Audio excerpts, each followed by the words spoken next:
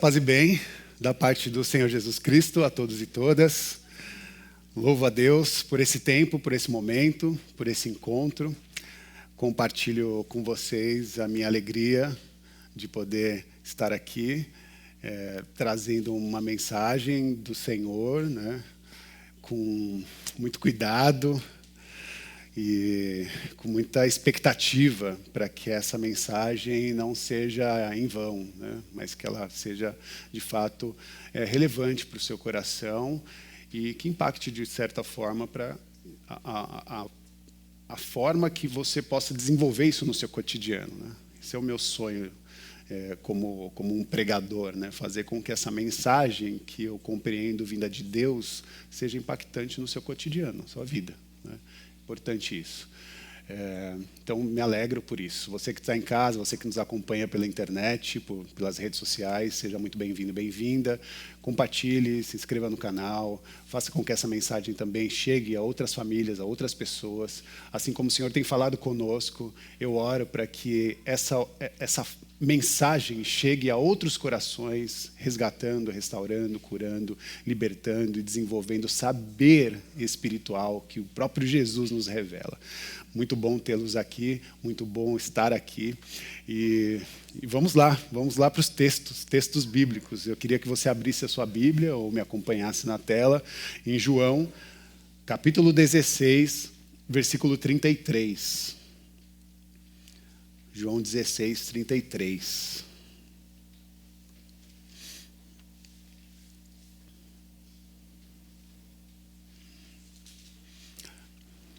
Hoje foi e desejei, né, compartilhar um pouquinho sobre a perspectiva da alegria, né? Eu venho falando com vocês nas minhas últimas pregações diversos temas e perspectivas que se conectam uma com as outras. E vou para um desafio de fazer com que todas essas informações que eu trouxe nas últimas pregações se conectem, se sintetizem nessa experiência de ceia, né? De santa ceia, de mesa, de partilha desse sagrado. Que nós possamos sermos todos acolhidos por esse saber de Deus, né? Só Deus pode nos dar essa sabedoria e eu me coloco a essa disposição para que Ele nos use. Em João 16, 33, diz assim: eu disse essas coisas para que em mim vocês tenham paz. Nesse mundo vocês terão aflições, contudo, tenham bom ânimo. Eu venci o mundo. Amém? Oremos. Consagre o seu coração e mente ao Senhor. Te louvamos, Senhor. Obrigado pelo teu abraço, pelo teu acolhimento. Obrigado pela possibilidade, Senhor, de estarmos aqui reunidos como igreja, como comunidade, como gente que se respeita, que cuida uma das outras, gente que se ama e que abre caminhos e possibilidade de fortalecimentos para a restauração, para a mudança de perspectiva, para a metanoia que o Senhor nos apresenta. Ajuda-nos. Ajuda-nos a compreender a sua palavra, compreender a sua vontade e conectar os seus sonhos com os nossos sonhos. Porque nós sabemos que a sua vontade é boa, perfeita e agradável, e se ela for feita em nós, nós celebraremos a vida. Nós celebraremos a vida com alegria. Fala conosco. Esse é o nosso pedido, com profundo agradecimento em nome do Senhor Jesus. Amém. Amém. Converso sobre esse lugar de pressa, sabe? Diferente da urgência, porque nós temos nosso calendário em que exige de nós muitas urgências. Urgências elas que estão no nosso trabalho, no cuidado que nós nos propomos para aqueles que estão, né, sob o nosso olhar. Existem muitas urgências.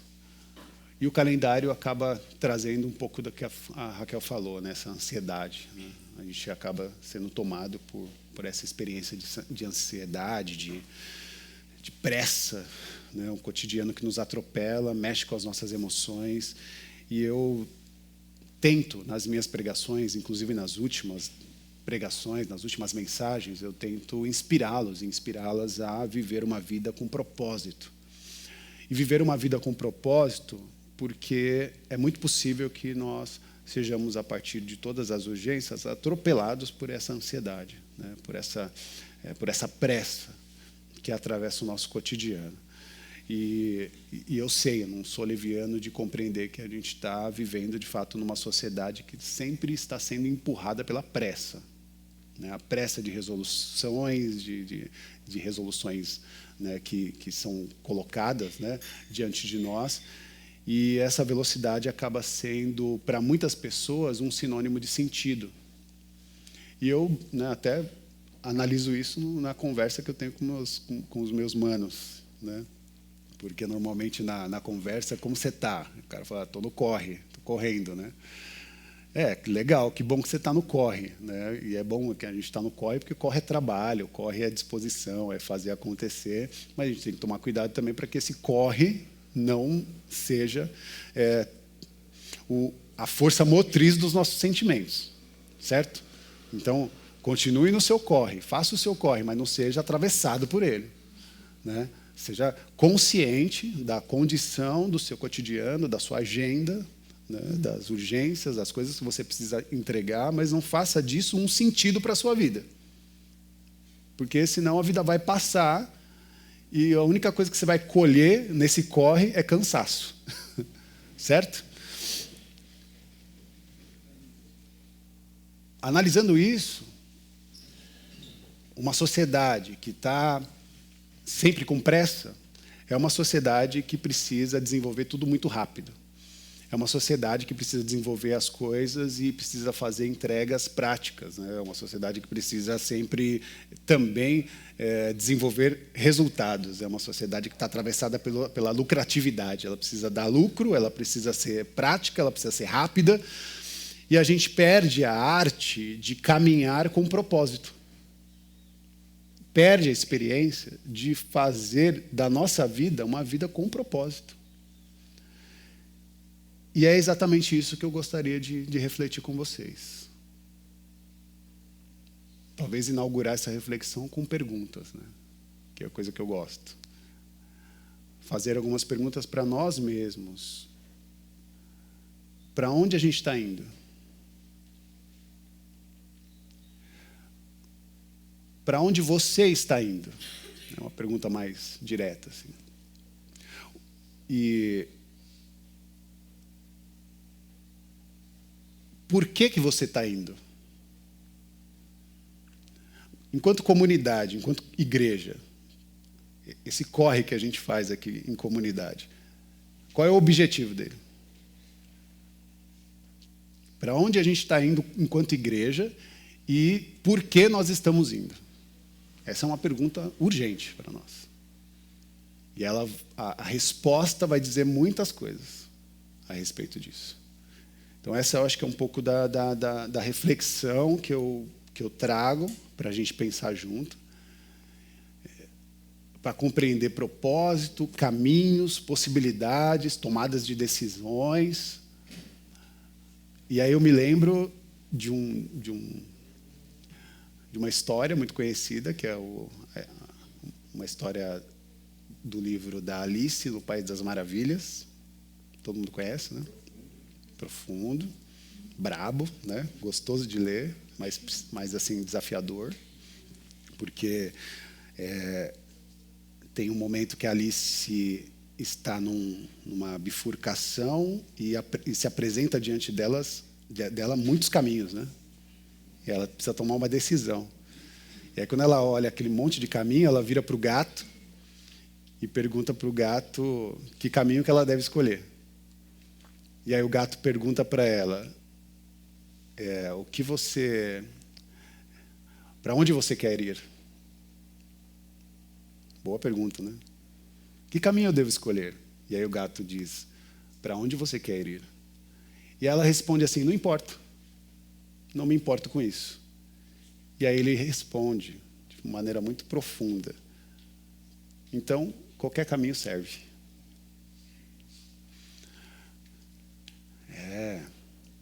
Para quem não sabe para onde vai, qualquer caminho serve. Para quem não sabe onde deseja ir, qualquer caminho serve. E a lógica do reino de Deus, ela é o oposto disso. O oposto. No reino de Deus, a ideia de jornada, de caminho, não é a pressa, mas é a direção. Não é a correria, mas é a convicção que temos diante desse cenário. E isso para a gente é desafiador, enquanto pessoas que se dizem cristãos. O Eugene Peterson vai dizer que quem sabe para onde vai não tem pressa. E eu tendo a concordar muito com essa percepção do Peterson. Quem sabe para onde vai não tem pressa. E aí nós vamos percorrer aí essa reflexão dentro desse processo que venha a ser para nós o que chamamos do reino de Deus. Essa perspectiva de condução, de experiência, de relacionamento, essa disposição ou esse lugar para onde vamos, que nomeamos como reino de Deus. E o reino de Deus, ele é simples, não é simplista, não é simplório, mas ele é simples. Simples porque traz para nós algumas chaves muito importantes que dá, assim, é simples a gente compreender essas chaves, mas para que elas sejam desenvolvidas, ela precisa de profundidade, né? Ela precisa de reflexão. Ou seja, o Evangelho, ou o Reino de Deus, não é a síntese, ou não pode ser sintetizado, por exemplo, por uma trend no X, no Twitter, no antigo Twitter. Você não pode, não dá para você sintetizar o Reino de Deus numa frase, ou até apenas num versículo. Seria muito fácil, né? Como os antigos faziam, e acredito que até os contemporâneos também ainda fazem, né? De sintetizar a experiência ou a espiritualidade num versículo. O Senhor é meu pastor e nada me faltará. Tudo posso naquele que me fortalece. Sintetizar a experiência do sagrado para a gente é um risco e um erro. Porque, embora seja simples compreender esses versículos, né, na sua estrutura, ele precisa e exige de nós um exame mais profundo, a saber, o impacto daquela revelação que o Evangelho nos traz. E a pedagogia não é... essa pedagogia de Jesus, ela não caberia até mesmo somente nos textos bíblicos, porque ela vai além, ela transcende a Bíblia, o livro. É sobre isso, entende? A Bíblia não é tudo. Ela tem revelações completas, mas a espiritualidade, elas transborda esse livro. Transborda a palavra. E traduz, ou se traduz, na experiência dos nossos relacionamentos. Primeiro, desse que desenvolvemos com o sagrado. E depois, naqueles que estão ao nosso redor. O Evangelho não é uma escada para o céu. O Evangelho para nós é esse chão, né? Chão de esperança para a gente caminhar. Esse chão tão complexo, tão difícil. Mas esse chão da realidade que se desenvolve a partir dessa espiritualidade, desse relacionamento que estamos tendo com Cristo, com o sagrado. E que vai proporcionar para nós uma dança, né? O chão da existência nos convida a dançar a vida. Seguir a Jesus é uma construção contínua. Ele nos convida a andar, ele nos convida para uma jornada, para um caminho, mas não está nos convidando para vencer uma maratona, mas trilhar esse caminho. E o problema é que muita gente confunde o reino de Deus com uma experiência de espetáculo. Muita gente confunde a experiência, a espiritualidade cristã como um espetáculo ou um show de luzes, de performance, sejam elas artificiais ou humanas. E a gente nomeia isso como sagrado. Porque eu poderia aqui gritar, pular, fazer movimentos, né? E desenvolver um show de luzes aqui para que você chame isso de sagrado.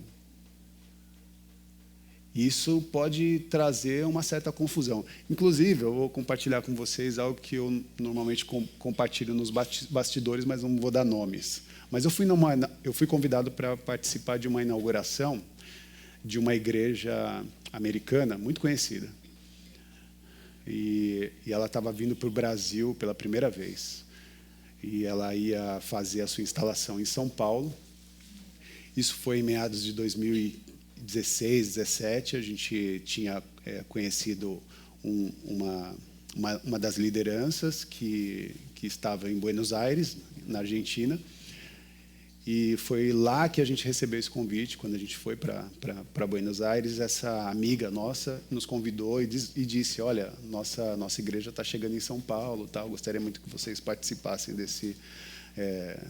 dessa inauguração. E a gente foi nessa primeira inauguração dessa igreja,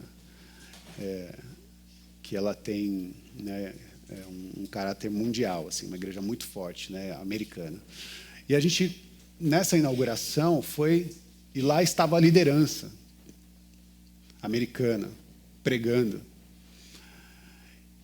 E enquanto ele pregava, havia músicas atrás dele, tambores, os LEDs. Inclusive, essa inauguração foi numa casa de show. E ali estava, assim, tinha um cenário extremamente emocionante, né? Porque você está ali envolto por toda aquela tecnologia, telão, LED, luzes, e a voz, e a expressão, e uma pregação impactante. E aí chegou um momento que ele pediu para a plateia se apresentar, de onde você era, tal, e tinha uma menina que morava no interior do Pará. E ela tinha o desejo de conhecer essa igreja de perto, e como ela não podia ir para os Estados Unidos, e sabendo que haveria uma inauguração em São Paulo, ela foi nessa inauguração, e ela disse que estava impactada e que foi a primeira vez que ela, de fato, sentiu a presença de Deus. E aí todo mundo celebrou aquele testemunho e eu quase chorei. Porque eu imaginei que aquela menina que voltara para a sua cidade no interior do Pará nunca mais veria ou sentiria a presença de Deus. Porque lá não vai ter LED, lá não vai ter telão, lá não vai ter espetáculo, lá vai ter o chão da realidade. E aí o evangelho que não fica nessa experiência do espetáculo, mas que se traduz na realidade concreta dos nossos dias, do nosso cotidiano. E Jesus propõe para nós uma construção contínua, que não se limita a um evento, entende? Não se limita a uma pessoa, a um pregador, não se limita, né, sabe? Mas transcende. Ele nos convida a andar, nos convida a compreender que o evangelho não é uma experiência mágica que pode ser manipulada, mas o reino de Deus é cotidiano. E é um cotidiano, na verdade, o reino de Deus se revela no cotidiano, e ele se revela também numa simplicidade radical. Numa simplicidade que impacta as nossas vidas de maneira tal que desenvolve ou se traduz numa disposição de vida que revela um desejo por justiça. Justiça encarnada naqueles que de fato estão compreendendo a revelação que o Cristo nos convoca. Não dá para conhecer, se relacionar com Jesus e permanecer a mesma pessoa. Não dá. E aí eu né, nos meus estudos, acabei sempre me lembrando, eu gosto muito do C.S. Lewis, porque o C.S. Lewis ele fala sobre isso. Né? Ele diz que ele pensava, nas palavras dele, eu pensava que nós seguíamos um caminho já pré-construído. Mas parece que não há caminho construído, pronto. Não há caminhos feitos. O nosso ir faz o caminho. A revelação de Jesus está num pedido, que é o ide. E é o ir que faz o caminho. Nós não temos caminhos prontos, caminhos feitos. O C.S. Lewis é muito cirúrgico nessa percepção, porque ele dá a compreensão de que o nosso destino não é um céu futuro. Nosso destino é trazer o céu para a terra presente. É fazer com que esse céu disposto, essa eternidade que o Senhor nos apresenta, seja compatível na sua vida aqui e agora. Um evangelho, um reino de Deus que começa aqui, agora, que se desenvolve ali, né, nas relações e no além. É mais, né, abrangente. Então a gente não vai para a igreja para ir para o céu. A gente vai para a igreja para trazer o céu para a nossa realidade. E fazer com que essa realidade seja concreta em nossa espiritualidade, na nossa relação com Deus. Ah, o fulano foi para o céu? Não, o fulano já era o céu. Aqui. Ele já era céu. A única coisa que aconteceu foi uma fusão. Agora ele está na eternidade. E essa é a disposição extraordinária que nós precisamos ser, porque vai ter muita gente que vai para o céu. Na verdade, eu acredito que todo mundo vai para o céu. O problema é que nem todo mundo vai conseguir se adaptar no céu. Sabe? Já foi para uma festa que você ficou deslocada? O céu pode ser assim. Já pensou nisso? Desculpa aí, gente. Será? Será que vai chegar lá e falar, estou meio deslocado aqui, Em tempos de aflição, o que eu desejo é que você cultive o bom ânimo. E aí João 16:33 vai dizer que já nos alertava, né, dizendo que no mundo vocês teriam aflições. Então, a ideia de ter aflição, ela já é um fruto do nosso cotidiano. Você vai ter aflição. Então, essa é o alerta. Agora, o que ele diz é, tem de bom ânimo. E esse bom ânimo não é um otimismo barato. Entendeu? Porque senão a gente vira bobo alegre. Não é isso. O bom ânimo que Deus está propondo para nós é coragem para a gente continuar.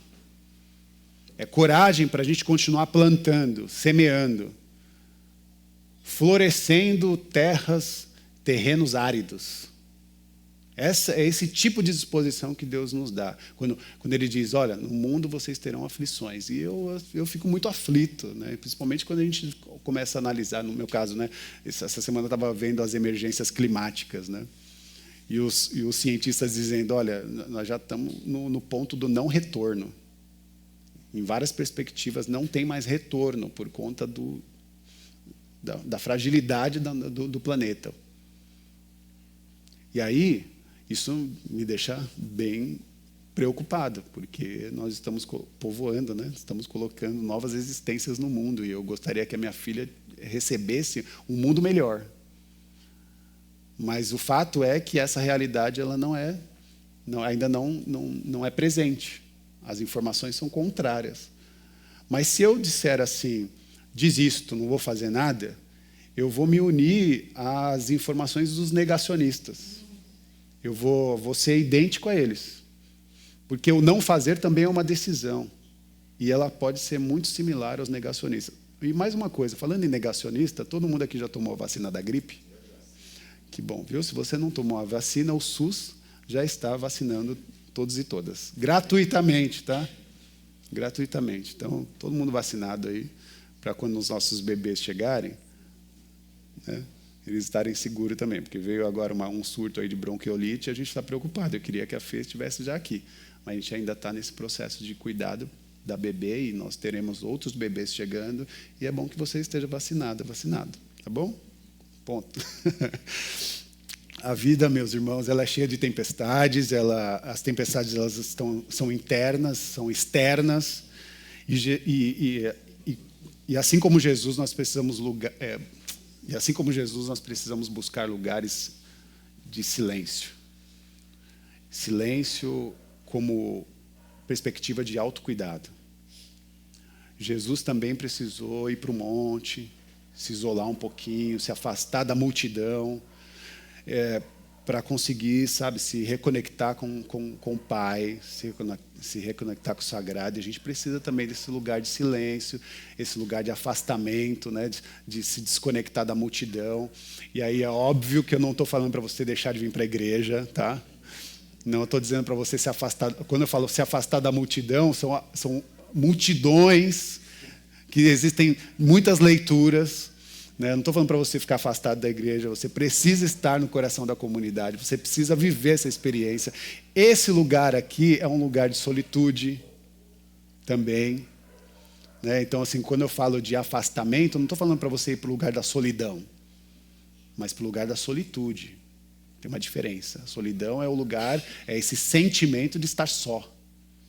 Difícil. Agora, a solitude não. A solitude é uma disposição para um encontro de paz, de refrigério, de autocuidado, de autorreflexão, né? Então, essa perspectiva ela precisa ser muito compreendida para a gente não cair no risco de ficar sozinho. Deus não promete para nós a ausência da dor, mas Ele promete para nós presença, mesmo quando há dor. Deus não promete para nós a ausência do sofrimento, mas Ele promete estar presente ao seu lado, mesmo quando você passa por um sofrimento. Ele não nos deixa. Ele é um Deus Emanuel, Deus conosco. Então, se você está num tempo de adversidade, de dor, de sofrimento, de lamento, saiba que você não está sozinho.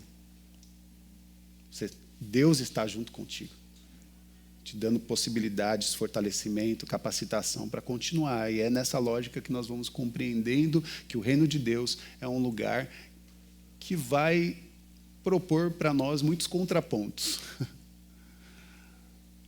A gente vai ter que ponderar muito sobre o que as pessoas estão trazendo para nós. Inclusive o pastor que ele prega.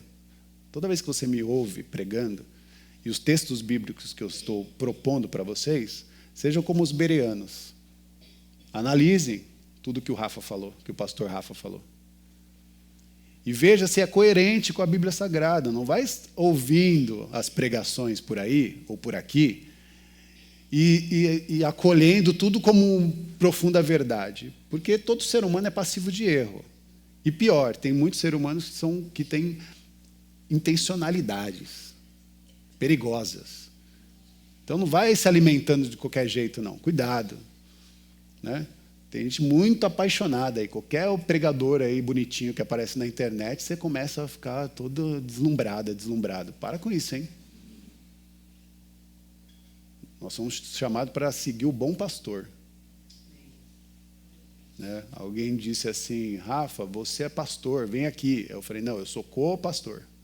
Pastor é Jesus, eu sou só o cooperador do pastor. Do grande pastor. É uma imersão profética nessa realidade em que nós compreendemos o Evangelho e a fala de Jesus como um contraponto da realidade.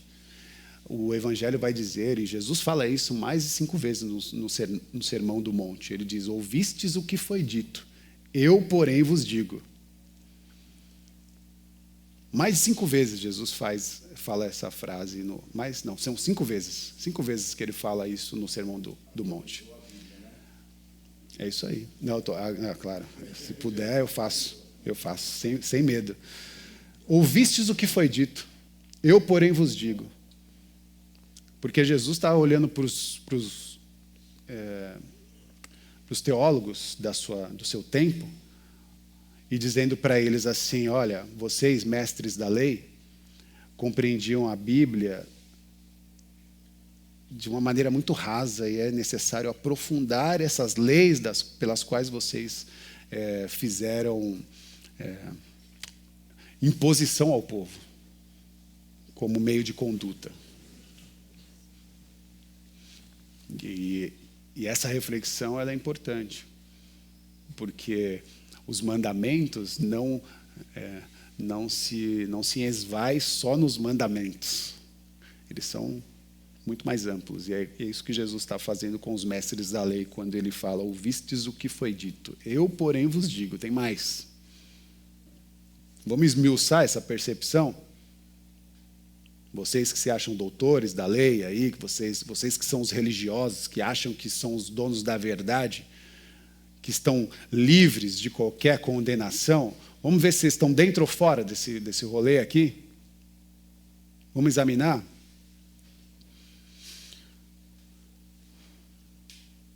Terceiro ponto, viver com alegria. Viver com alegria como um ato de resistência. Viver com alegria como ato de resiliência.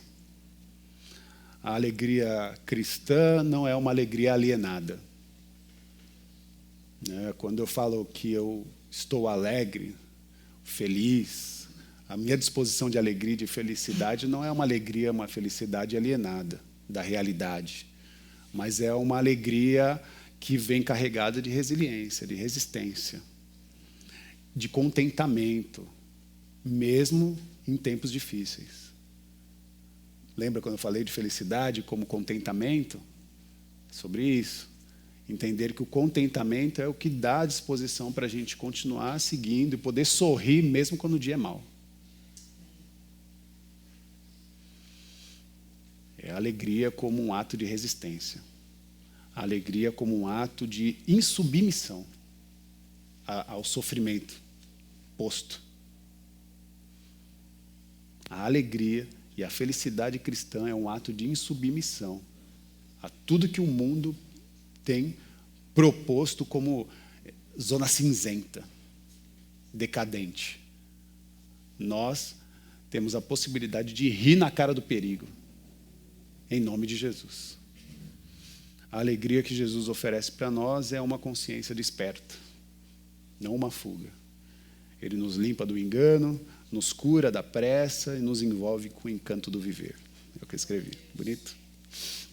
Sem máscaras, sem moldes, sem amarras.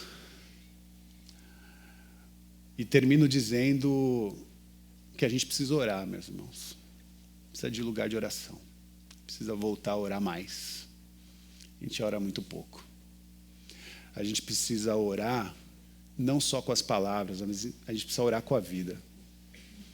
Ser uma pessoa orante é uma pessoa que ora com palavras e com a vida. Esse é o significado para mim de vida de oração. A vida de oração é a vida que o apóstolo Paulo vai dizer em Romanos 12, dizendo que a fé ela precisa ser uma fé encarnada. E só é possível ter uma fé encarnada gente que ora, gente orante, gente que faz da oração uma realidade concreta em sua existência no mundo. É gente que ama de maneira sincera, gente que tem hospitalidade na relação, que desenvolve hospitalidade nas suas relações, gente que é paciente também.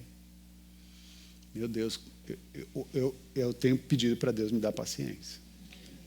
De verdade. E sabe qual é o rolê? Eu tenho sentido impaciência com pessoas impacientes. Porque às vezes eu peço para as pessoas, tenha paciência.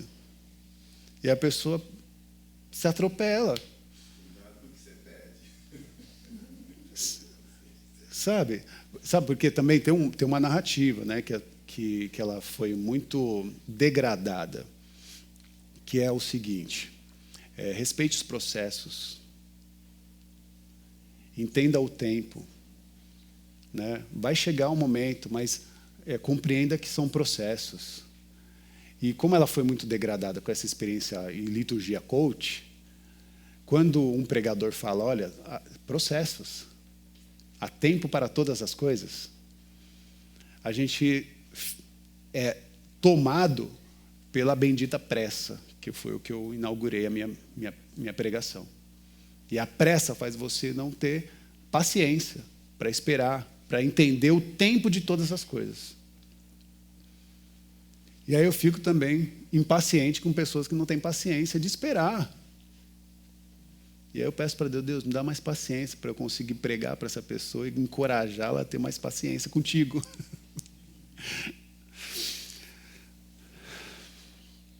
Não vos conformeis com esse século, mas transformai-vos na renovação da vossa mente. É a pregação do apóstolo Paulo. Orar com palavras, meus irmãos, é necessário, mas precisa também acontecer nos nossos gestos. A nossa oração, ela precisa ser carregada de atitude. A nossa oração precisa ser carregada de atitude como tempo de qualidade, como presença. A oração, ela pode ser um abraço. A oração, ela também pode ser um posicionamento político diante da realidade. Um posicionamento político diante das injustiças. Isso é oração. É oração. Isso para nós é essencial. Ore com a sua vida. Ore com a sua vida. A oração, ela de fato, quando você orar com a sua vida, a oração ela vai ser ouvida no céu e concretizada na terra. Não é assim que Jesus ora? No céu e na terra. Pai nosso, que estás no céu, santificado seja o teu nome. Venha a nós. Venha para onde? Aqui na terra, como no céu. É tipo Jesus uma conversa franca com Deus assim, Pai, eu sei que aí em cima tudo está certinho. O problema é que aqui não está. Eu sei que as coisas aí estão muito bem organizadas. O problema é que aqui embaixo, muitas injustiças, muita maldade, muito sofrimento, muitas perdas irreparáveis, muita dor. Pai, seja feita a sua vontade aqui na terra também. Nos ajuda a fazer com que a sua vontade aconteça no nosso cotidiano. Em nome de Jesus. Vamos à mesa? Você vai receber o cálice e o pão. Ao receber o cálice e o pão, eu peço para que você aguarde, para que todos se sirvam, para que possamos fazer dessa mesa uma mesa conjunta. Esse é o cálice da nova aliança. O pão, que é o corpo partido de dores, de entrega.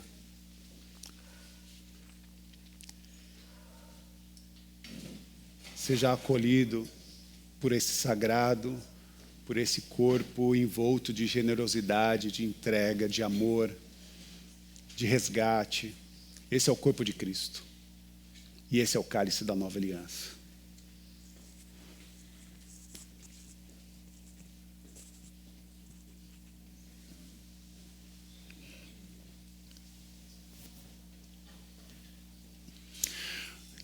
Que nessa mesa Deus nos dê uma vida que vale a pena.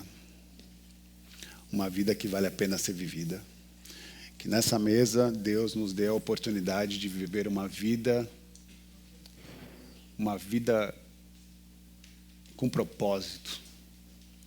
E um propósito alinhado com o coração de Deus. Né? Que Deus nos alinhe aos seus propósitos.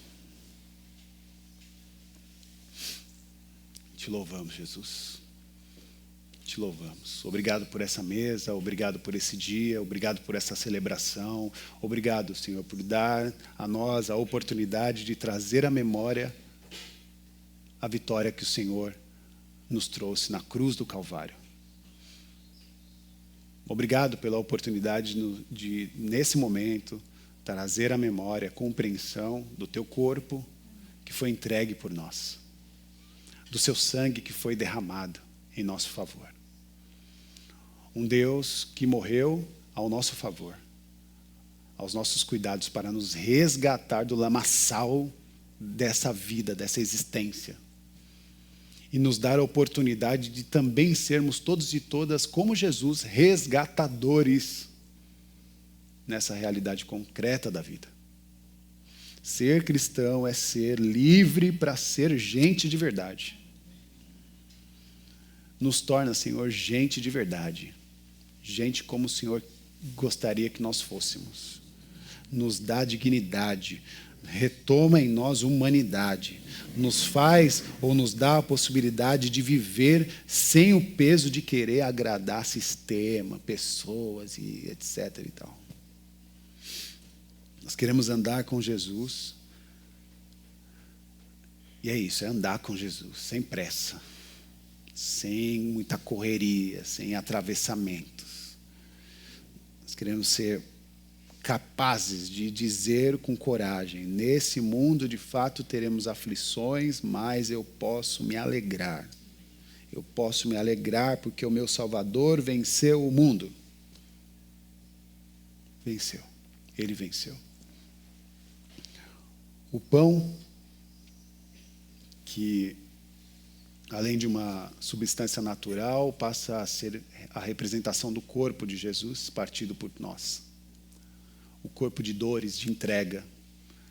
O corpo sagrado do amor, entregue por cada um de nós. Ao comer do pão, faça a memória do Cristo que se entregou para nós na cruz do Calvário. Morreu por nós em favor das nossas vidas, para nos dar caminho aberto entre a realidade e a existência, e a eternidade, ao lugar de fato com quem Ele sempre desejou que nós estivéssemos. No centro da tua vontade. Ao comer do pão, faça a memória de Cristo Jesus, o nosso Senhor. Pode comer do pão.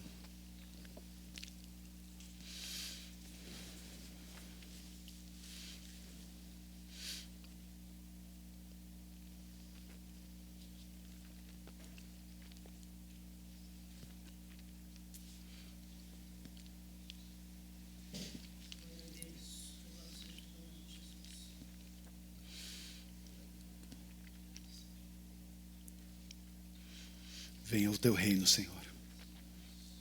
Seja feita a tua vontade. Venha o teu reino, Senhor. E seja feita a sua vontade. Venha o teu reino, Pai. Venha o teu reino, Senhor Jesus. Seja feita a tua vontade.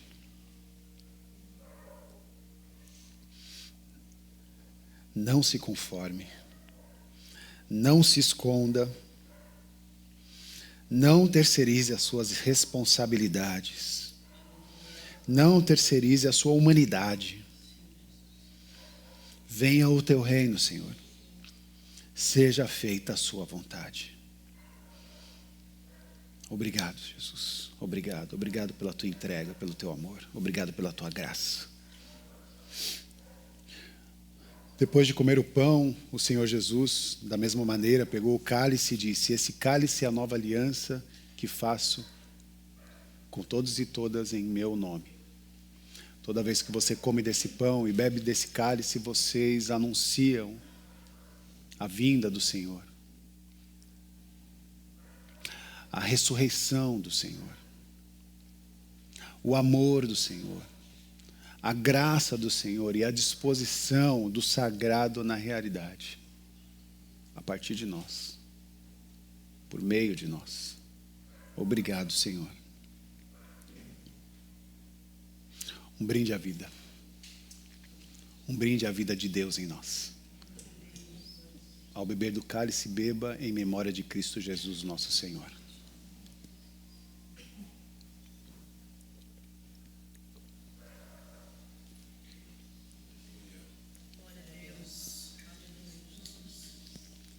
Aleluia.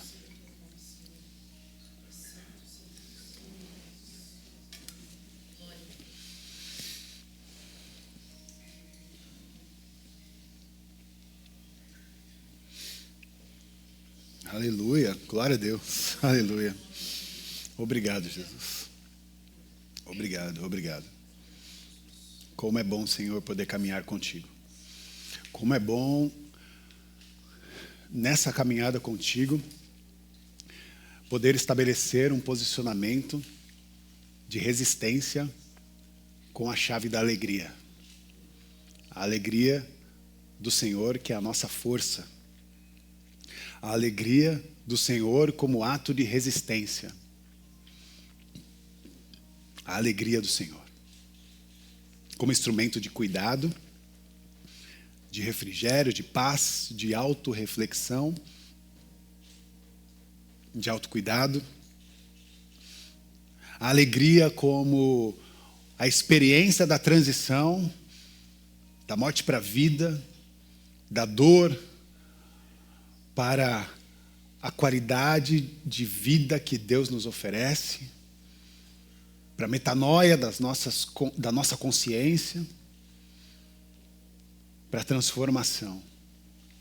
Celebrar a vida com a alegria de Jesus, que nos renova a cada dia, a cada momento.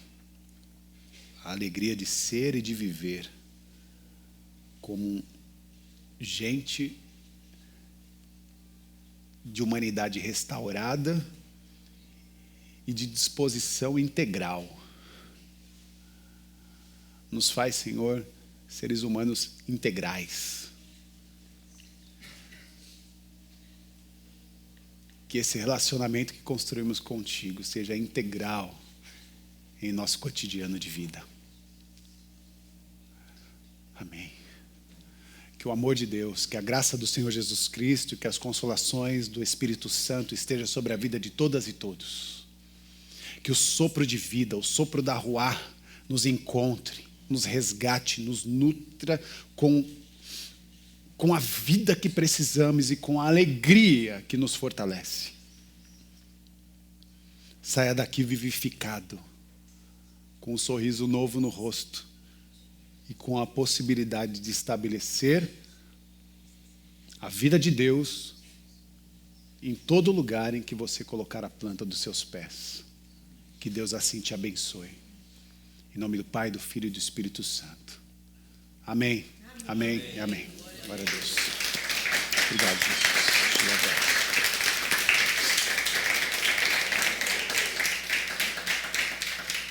Dê um abraço generoso.